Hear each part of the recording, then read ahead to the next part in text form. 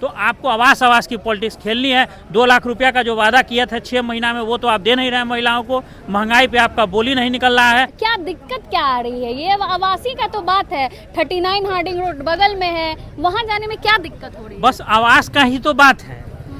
अब इस आवास पे हम लोग खड़े हैं, जब से हम राजनीति कर रहे हैं हमारी याद तो यहाँ से जुड़ी हुई है। न जाने कितने अभी लोग हैं जो इसी आवास से निकल के सिंबल लेकर के गए, विधायक बने, मंत्री बने, सांसद बने। इस आवास से लोगों की एक भावना जुड़ी हुई है ना। ये जो आवास है वो भाजपा के जो नेता हैं, मंत्री हैं नंदकिशोर राम, उनको मिला है। वो कह रहे हैं कि लालू परिवार दलित विरोधी है, वो नहीं चाहते हैं कि दलित इतने बड़े बंगले में रहे। आप समझिए, 8 मंत्रियों को आवास अलॉट हुआ था।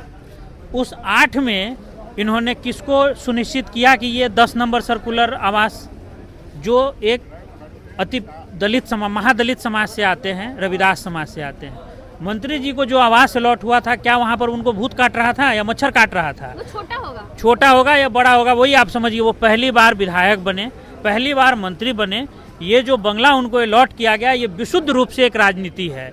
ये एक भाजपा प्रायोजित कर रही है कि जब मंत्री जी अपना आवास लेने आएंगे यहाँ पर, तो जो राजद के कार्यकर्ता है वो विरोध करेंगे, और विरोध करेंगे तो भाजपा को एक मुद्दा मिलेगा कि ये देखिए राजद के लोग तो यादव, देखिए किस तरीके से एक रविदास समाज के आने वाले मंत्री को परेशान कर रहे हैं, उनको उनका आवास जो है उसमें जाने नहीं दे रहे हैं। इस राजनीति को बिहार की जनता समझ रही है। राष्ट्रीय जनता दल का एक एक कार्यकर्ता अपनी नेता की सुरक्षा में यहाँ डटा हुआ है। रोस्टर बना करके हम लोग यहाँ रहेंगे जब तक कि जो पूर्ववत सुरक्षा थी वो वापस नहीं कर दी जाती है बिहार सरकार की। राबड़ी आवास के बाहर हमारी मौजूदगी है। सुबह से रात हो गई है, लेकिन राजद के कार्यकर्ता यहाँ पे डटे हुए हैं। हमारे साथ डॉक्टर शेखर सुमन जी हैं, इनसे बातचीत करेंगे।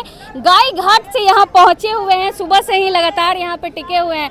क्या कहेंगे? सुरक्षा जो है हटा दी गई है, आप लोग सुबह से यहीं पे हैं गर्मी में, कब तक रहेंगे ऐसे? जो अभी वर्तमान में बिहार सरकार है वो बिल्कुल तानाशाही रवैये पे उतारू हो गया है।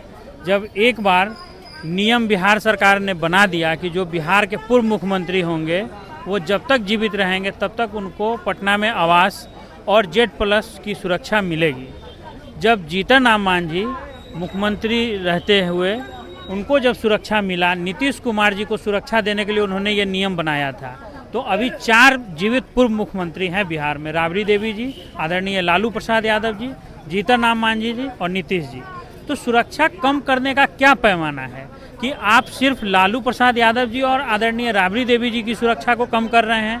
या तो ये आवास जब आपने 2005 में उनको अलॉट किया था नेता प्रतिपक्ष रहते हुए, या तो आपने तब गलत किया था या आप आज गलत कर रहे हैं जब वो जिस ओहदे पे हैं, और ये जो पूल आवास का है कैटेगरी है वो उसको मेंटेन करता है। तो आप आवास खाली करवा रहे हैं, आप जो है उनकी सुरक्षा कम कर रहे हैं। ये एक नीच तरीके की राजनीति को, प्रतिशोध की राजनीति को दर्शाता है। लेकिन वो तो सुरक्षा कम किए थे ना, सुरक्षा तो मिल रही थी। राबड़ी देवी बोली सबको कि चले जाओ। नहीं, चले नहीं जाओ। राबड़ी देवी जी ने कहा कि जब आप हमारे पद के हिसाब से, हमारे ओहदे के हिसाब से सुरक्षा देंगे ही नहीं तो ये प्रतीकात्मक सिर्फ सुरक्षा लेकर के हम क्या करेंगे। तो इसी वजह से उन्होंने अपने सुरक्षा कर्मियों को वापस किया है। और जो राजद का कार्यकर्ता है वो कितनी मजबूती के साथ अपने नेता की सुरक्षा के लिए खड़ा है, ये आप देख रही हैं कि 11 बजे से लोग यहाँ डटे हुए हैं और रात का 7 साढ़े 7 बजने जा रहा है। अभी भी यहाँ पे 1000-2000 लोगों की मौजूदगी है। राष्ट्रीय जनता दल का एक एक कार्यकर्ता अपना घर और अपने नेता को सुरक्षा देने के लिए सजग है और बिल्कुल मजबूती के साथ डटा हुआ है। हम यही कहेंगे बिहार सरकार से कि आप जिस वादों पे काम करके नाम पे इस सरकार में आए थे उस पे ध्यान दीजिए। ये सुरक्षा घटाना और ये आवास छीनने की राजनीति आप नहीं करिए, क्योंकि सत्ता किसी के साथ बपौती नहीं है, सत्ता आती है और जाती है। सम्राट चौधरी तो कह रहे हैं ना कि आवास भी किसी की बपौती नहीं है। अरे सम्राट चौधरी जी की तो आवास बपौती नहीं, हम समझ रहे हैं। वो कह रहे हैं ये बात, हम उनकी बात को भी मान लिए कि आवास बपौती नहीं है। ठीक है, आवास सरकारी है, वो एक तय समय तक के लिए 5 नंबर आवास को उन्होंने क्यों एक सर्कुलर रोड एक अन्य मार्ग में मिलाने का काम किया था? फिर उन्होंने छोड़ दिया। क्यों छोड़ा? जब हम लोगों ने विरोध किया, जब हम लोगों ने आवाज उठाया, तब उन्होंने किया। ये सब सिर्फ महंगाई से लोगों का ध्यान भटकाने के लिए, नीट जैसी परीक्षा पेपर लीक पे लोगों का ध्यान भटकाने के लिए, रिजर्व बैंक ने अभी कहा है कि उन सोना को उन्होंने स्टॉक में रखा है, रोक के रखा है। इन सब चीज़ों पे लोग आवाज़ नहीं उठाएं, इस वजह से ये सब तरीके का मैंडेट पॉलिटिकल में वो लोग बना रहे हैं, और ताकि लोग व्यस्त रहे किसी चीज़ में। क्या सवाल तो यहाँ ये उठ रहा है ना, ये जो आवास है वो भाजपा के जो नेता हैं, मंत्री हैं नंदकिशोर राम, उनको मिला है। वो कह रहे हैं कि लालू परिवार दलित विरोधी है, वो नहीं चाहते हैं कि दलित इतने बड़े बंगले में रहे। आप समझिए, 8 मंत्रियों को आवास अलॉट हुआ था। उस 8 में इन्होंने किसको सुनिश्चित किया कि ये 10 नंबर सर्कुलर आवास, जो एक अति दलित महादलित समाज से आते हैं, रविदास समाज से आते हैं, मंत्री जी को जो आवास अलॉट हुआ था, क्या वहाँ पर उनको भूत काट रहा था या मच्छर काट रहा था? वो छोटा होगा या बड़ा होगा, वही आप समझिए। वो पहली बार विधायक बने, पहली बार मंत्री बने। ये जो बंगला उनको अलॉट किया गया, ये विशुद्ध रूप से एक राजनीति है।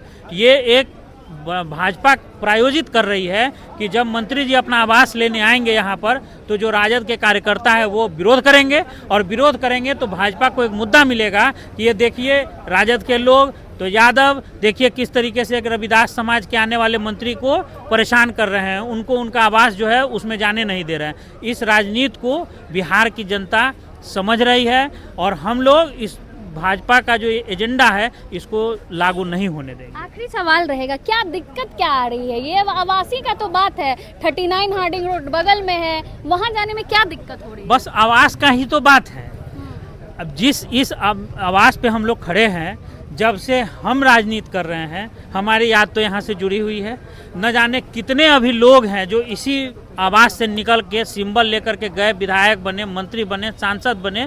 इस आवास से लोगों की एक भावना जुड़ी हुई है। जब खाली करवा देंगे तो खाली कर दिया जाएगा, इसके लिए कोई इशू नहीं है कि आप हमको 39 हार्डिंग रोड क्यों दे रहे हैं। जब तेजस्वी जी को 5 नंबर आवास खाली करवा करके पोलो रोड का आवास मिला, वो गए उसमें, लेकिन उसके लिए उन्होंने कानूनी प्रक्रिया, हम क्यों खाली कर देंगे? जब जिस ओहदा पे हम हैं और उसी पुल का ये आवास है, तो हम ऐसे क्यों खाली कर दें? फिर अगर ये आवास 2005 में लॉट किया था, तो तब क्या सोच करके लॉट किया था, जो आज उसमें क्या कमी आ गई? क्या मैडम राबड़ी देवी जी 2005 में पूर्व मुख्यमंत्री थी, अभी वर्तमान में पूर्व मुख्यमंत्री नहीं है? उस समय भी वो विधान सभा के अंदर में नेता प्रतिपक्ष थी, अभी वो विधान परिषद में नेता प्रतिपक्ष है। तो जब सेम ओहदा पे वो हैं, सेम उनका पहले भी पूर्व मुख्यमंत्री थी, तो इस नाते उनको ये आवास मिला था। तो आपको आवास की पॉलिटिक्स खेलनी है। 2 लाख रुपया का जो वादा किया था 6 महीना में, वो तो आप दे नहीं रहे हैं महिलाओं को। महंगाई पे आपका बोली नहीं निकल रहा है। हाफी डिफिट करेंगे। केमिस्ट्री का और बायोलॉजी का यूनिवर्सिटी खोल रहे हैं, ये इनके बौद्धिक क्षमता पे सवाल है। डिपार्टमेंट, हाँ, ये इनके बौद्धिक क्षमता पे सवाल है। बॉटनी का, केमिस्ट्री का, फिजिक्स का डिपार्टमेंट तो होता ही है मैडम। वो यूनिवर्सिटी खोलने की बात कर रहे थे कि हम बॉटनी का और केमिस्ट्री का यूनिवर्सिटी खोलेंगे, डिपार्टमेंट तो होता ही है कॉलेज में। तो उनके बौद्धिक क्षमता पे सवाल है मुख्यमंत्री जी के, कि किस तरीके की वो सोच रखते हैं और किस तरीके की वो राजनीति। उनको वही हरा गमछा दिखता है, हरा गमछा, पीला गमछा, भगवा गमछा वो करते रहें। उनको उनकी राजनीति मुबारक। राष्ट्रीय जनता दल का एक एक कार्यकर्ता अपनी नेता की सुरक्षा में यहाँ डटा हुआ है। रोस्टर बना करके हम लोग यहाँ रहेंगे जब तक कि जो पूर्ववत सुरक्षा थी वो वापस नहीं कर दी जाती है बिहार सरकार के द्वारा। बहुत बहुत धन्यवाद। जब तक Z+ की सिक्योरिटी वापस नहीं होती है, तब तक राजद के तमाम कार्यकर्ता यहाँ डटे रहेंगे, लालू परिवार को सुरक्षा देंगे। बाकी अब क्या को सोचते हैं, अपनी राय कमेंट बॉक्स में जरूर दें।